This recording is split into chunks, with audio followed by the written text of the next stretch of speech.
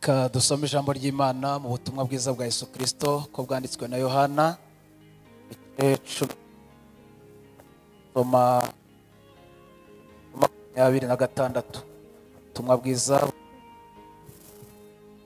ko bwanditswe na Yohana ibice 12 murongo wa 26. Bibiliya iravuze ngo umuntu nankorera ankurikire kuko aho ndi n'umugaragu wanjye ari hazaba. Umuntu nankorera data azamuha icyubahiro. Amen. Dusoreze urwandiko rw'Abefeso ibice 3 murongo wa 20. Urwandiko rw'Abefeso ibice 3 umurongo wa 20. Bibiliya iravuze ngo nuko ibasha gukora ibiruta cyane ibyo dusaba ndetse n'ibyo twibwira byose nkuko imbaraga zayo zidukoreramo. Amen. Nitwa Singirankabo Boniface, ndi umukristo mu rurembo rw'umujyi wa Kigali, barizwa muri paruwasi ya Nyarugenge ku itorero rya Nyarugenge. Ndi umugabo, ndi umuvugabutumwa bwiza bwa Yesu Kristo, ndi inshuti y'abantu bo mu rurembo rwa Muhoza, by'umwihariko itorero rya Muhoza, ahantu wa kera kuva mu busore bwanjye. So iyo bantu rero kuza ku iri torero biba ari akarusho. Ndashimira by'umwihariko umushumba twabanye, uko yabivuze tuziranye kuva kera. Ndagira ngo mfate umwanya nshimire abasepie bo muri Ines Ruhengeri, by'umwihariko abaririmbyi ba Blessing King badutumiye. Imana ibahereze umugisha. Nishimiye kubana n'abantu baturutse mu rurembo rwa Rubavu, Chorale Betfag, barabizi tumaranye nabigihe n'ubushize twari kumwe muri mbuga ngari mu giterane. Nishimiye kubabona. Imana ibahereze umugisha.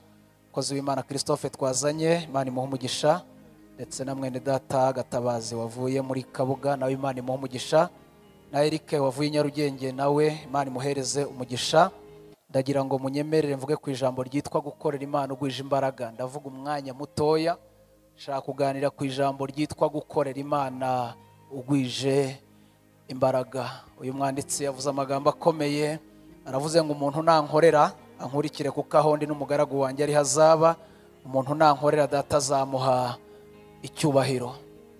Dufite ikibazo, dufite impungenge, dufite ubwoba bw'abantu bishoye muri ibi bintu byitwa gukorera Imana ariko batagwije imbaraga.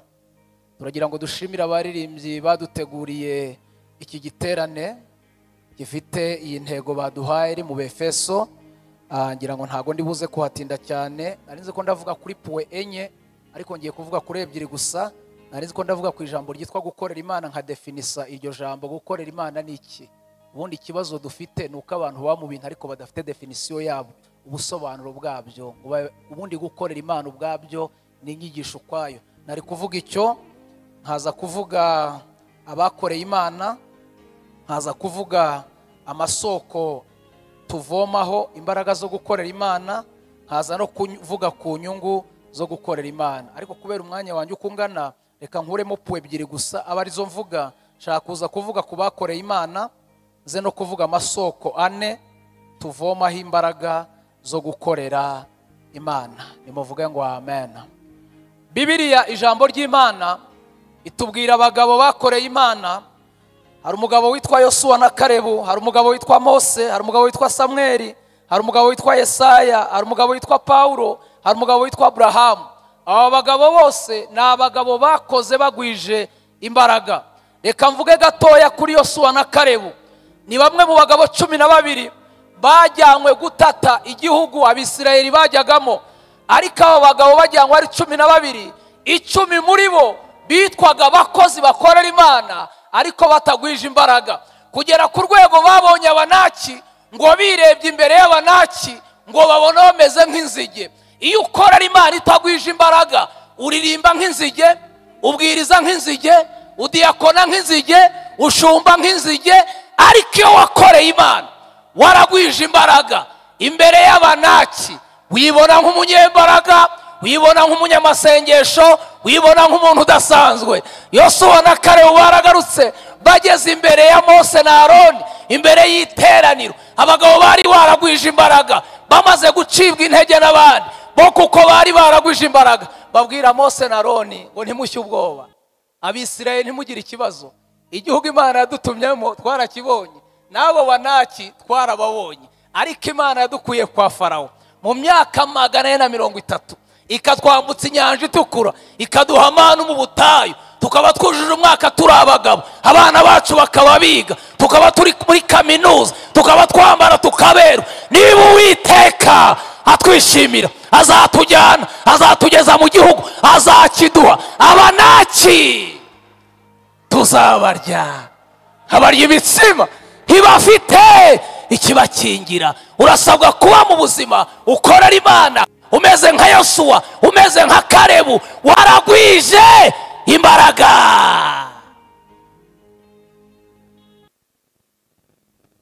Ukorera Imana ugwije imbaraga. Muvuga ngo amen. Ubundi twebwe turi abantu Imana yaremye, niko Pawulo yabwiye Abefeso 2:11. Yaravuze ngo kuko turabo yaremye, ituremeye imirimo. Ntago twaremewe mu gucukura tuwarete, ni twaremewe gutwika amakara. Ibintu twaremewe ni ibintu biri smart, ni ibintu by'abasirimu, ni imirimo myiza. Abantu bari hano babaye muri ministeri y'igisirikare mu ngabo. Niba hari ministeri ifite abakozi nemera ni ingabo. Nkunda uburyo bambara, sindabona umusirikare wambaye pocket. Iriya ministeri ndayikunda cyane, arafunga. Ariko tware abakozi b'Imana ibipataro bisana, ariko iyo myenda muyigurira he? Ministeri mukorera ibambika ite? Ugomba kugera ku rwego ukavuga, ariko kuki abakozi b'Imana amaduka muguriramo imyenda nayahe? Shobuja bahembate. Uyu mugabo dukorera tugomba kuba basirimu kugera ku rwego umuntu turebye avuga ngo aba bantu bakorera Imana. Mugomba kugera ku rwego iniforme ya korari muyikomanda. Hari n'abandi bakozi muri iyi minsi nakunze bakora muri Beka bari smart, bakozi ba banke. Nabonyeje ubundi kuntu bafunga amabaje n'amakote, ndavuga nta bantu nabo bakorera Imana. Iyo wagwije imbaraga umenya uko abakozi b'Imana bambara, umenya aho banywera icyayi, umenya aho bagurira itomati, ngo inyanya ngo zibimene. Murarwaye ikibazo.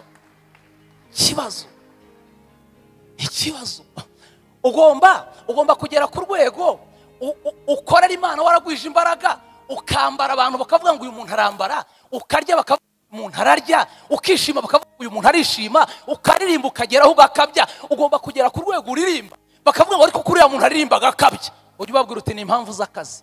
Ko yambara neza agakabya ni impamvu z'akazi. Ko bavira Rubavu bakaza i Musanze ni impamvu z'akazi. Ko barepeta 3 mu cyumweru ni impamvu z'akazi. Ko baguze ibyuma ni impamvu z'akazi. Tera haleluya. Bwira mwicaranye ngo twaje mu kazi nimugoroba. Twaje mu kazi nimugoroba. Twebwe bosi wacu nta konje agira. Kumanywa turakora, nijoro turakora, muzuba turakora, mu mvura turakora, mu repetition turakora. Haleluya. Yo mpamvu muri yavuze ngo Yesu databuja nzamukorera ndacogora ngwije ubuntu n'urukundo afite. Yaravuze ngo maze imirimo yo mwisi ajya mpa. Asante. Yaravuze ngo ubwo azaza hamagara amazina y'abakozi, aravuga ngo nziko nzumva izina ryanjye. Kandi abantu muri hano mwese muri mu kazi muri gukorera Imana, abahanuzi bitera bwo bose mubakure ku buzima bwanyu. Umuntu uguhanurira ngo mbonye ngo urupfu rukwibye, ntago ruzatwiba. Ngo mbonye rutwiba twebwe. Dawidi yaravuze ngo sinzapfa, nzarama kugira ngo hekerereze abantu. Dupfa twebwe. Umukozi uri ku kazi dupfa gute? Ntago tuzapfa. Umuririmbyi yaravuze ngo maze nintumirwa. Twebwe tuzatumirwa. Yaravuze ngo nintumirwa ngiye nzagira ibyinshi. Ntago tuzatungurwa, twebwe tuzatumirwa. Njye ku musozo. Ese mwabumvise Yosuwa na Kalebu? Nari ngiye kuvuga undi mugabo witwa Mose. Mugabo wakoreye Imana agwije imbaraga. Mose yageze ku musozi Sinayi, Imana igiye kumutuma, iramubwira ngo narakurebye mbona nagutuma. Ariko Mose nanjye kuvuga ngo ni igikenya. Mose ni igitangaza. Yabwiye Imana ngo ubonye ari nge watuma. Imana amubwira ngo iyo nkurebye mbona uri umukozi ugwije imbaraga. Abwira Imana kugira ngo mbyemere makamenyetso kubona nazigwije. Iramubwira ngo ufite iki? Ati mfite inkoni. Atako karahagije. Dufite abantu bakorera Imana, nta Bibiliya, nta gitabo cy'indirimbo, nta ariko ubundi mwebwe umukorera Imana mufite no kuri momo ku kanyenyeri, ariko ubundi bite byanyu mwebwe iramubwira ngo rambika hasi. Akubise hasi hinduka inzoka. Ubundi abantu bakorera Imana bashize ubwoba. Kwafashe ibisa n'inzoka, kwafashe ibisa n'abarozi, kwafashe ibisa, hari ibintu tugomba kubanza gufata ubwoba bugashira. Nimuvuge ngo amen. Reka Mose mureke, hari abagabo navuga bugacya, nimuvuge ngo amen.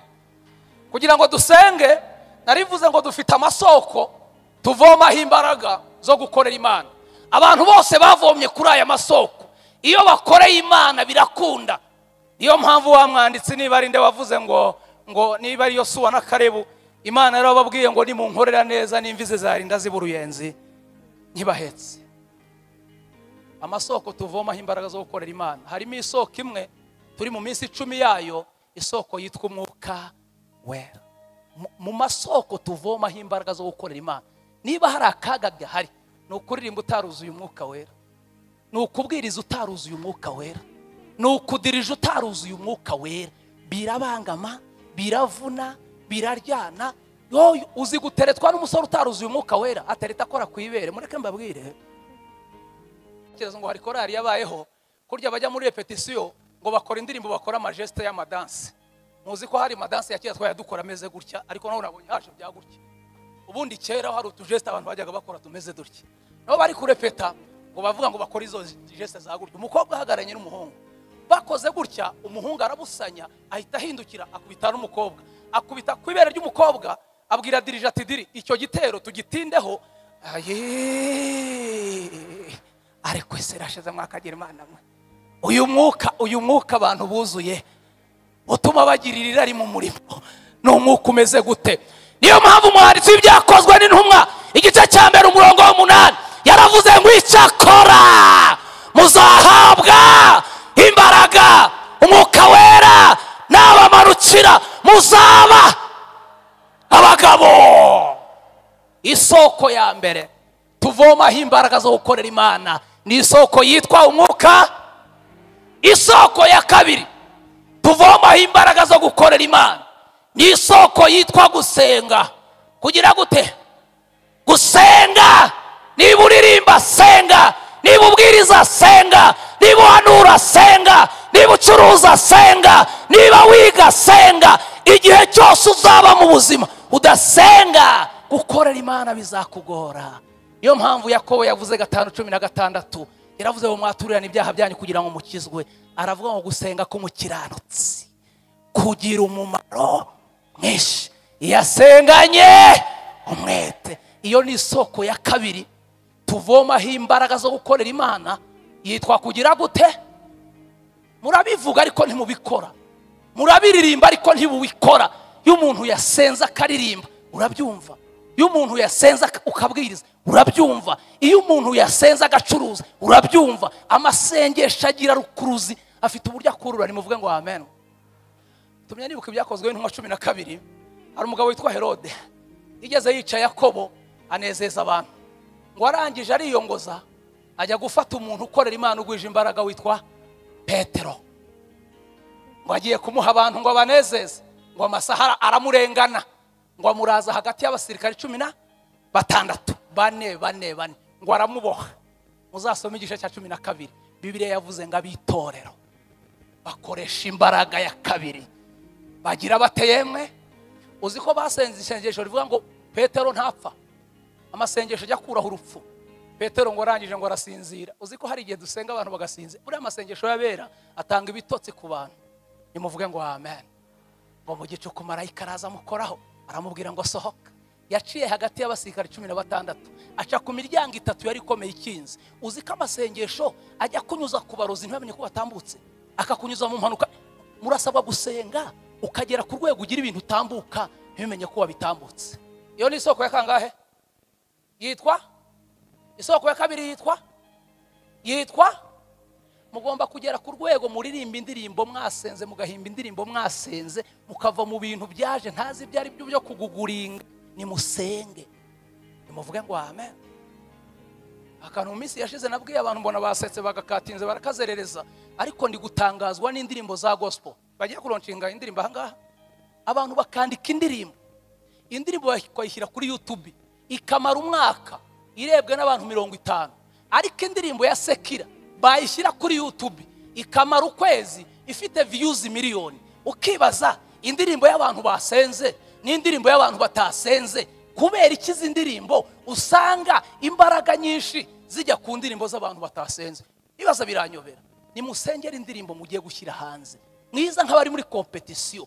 Nabwiye abantu buryo indirimbo ya Sekira yamfashe, indirimbo ya Sekira yaramfashe itari y'Imana, akaririmbo karamfata kugera ku rwego nagendaga mu nzira nkumva kari gusona, nasura stati y'abantu usanga bagapostinze, ndavuga nti indirimbo nindasenga izanguma mu mutwe ku buryo nzibeshya no kuruhimba nyiririmbe. Kugira ngo iyo ndirimbo ivemo nagombye kubanza gusenga, gusa nagize ibyago nyira yarapfa. Indirimbo iva dori imbogo Yesu we, dori ihene, dori imvubu, kari akantu kazamuye amavuta. Ndavuga nti mureke mbabwire, ntawe udakeneye amafaranga nabivuze kare. Gukora hakiri ku manywa ni igihe tube tugihumeka, tugifite imbaraga, dufite n'ubutunzi, niho gukora ku manywa. Data mu izina rya Yesu, umuntu nankorera data azamuha icubahiro, umuntu nandirimbira mu kuri no mu mwuka, umuntu nankorera byinshi bitandukanye mu murimo wawe, umwami azatanga umugisha, umwami azatanga icubahiro. Uyu mugoroba turakunezere ku ijambo ryawe, reka abana bawe bagukorere bagwije imbaraga, abana bawe bakuririmbire bagwije imbaraga, bakora imirimo ya protokole bagwije imbaraga, imirimo yose ikorerwa hamwe itorero ritandukanye, reka abayikora bose bayikore bagwije imbaraga. Yosuwa yaragwije imbaraga, Uwiteka aramubwira ngo uyu munsi ndatangira kugukuza imbere y'Abisirayeli bose, bamenye uko nabanaga na Mose niko zabana nawe. Reka muri uyu mugoroba uduhe imbaraga z'umwuka wera, muri uyu mugoroba uduhe imbaraga z'amasengesho, muri uyu mugoroba uca inzira kugira ngo abana bawe babone ibyo bakeneye kugira ngo babashe gukora umurimo wawe neza kuko bikwiriye.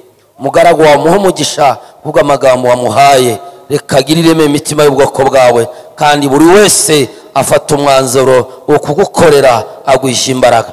Tugukomeye amashyi n'impundu mu izina rya Yesu Kristo, amen.